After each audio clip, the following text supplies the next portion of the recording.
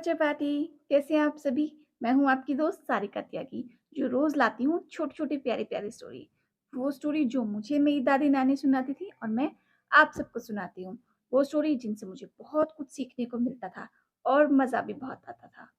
आज मैं एक नई स्टोरी लेके आई हूँ, तो आज की स्टोरी हम शुरू करते हैं। मक्का के खेत में चंडुल चिड़िया ने अपना घोंसला बनाया था। वह अपने बच्चों के साथ उस घोंसले में रहा करती थी। मक्की की फसल तैयार होने और कटने तक उनका घोंसला सुरक्षित था।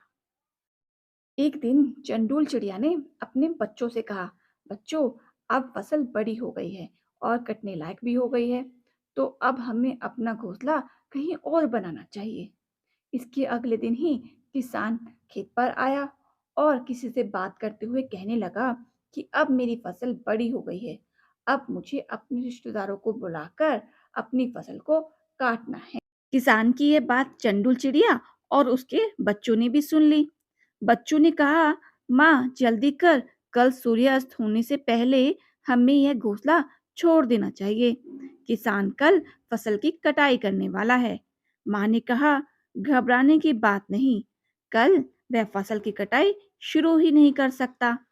दूसरे दिन किसान खेत पर आया। उसका कोई भी रिश्तेदार उसकी मदद करने के लिए नहीं पहुंचा था, इसलिए वह खाली हाथ वापस चला गया। जाते जाते उसने कहा, कल मैं अपने पड़ोसियों को बुलाऊंगा और फसल की कटाई जरूर करूंगा। चंडूल चिड़िया के बच्चों ने फिर अपनी माँ से कहा, माँ जल्दी करो, अब हमें घोंसला छोड़ देना चाहिए।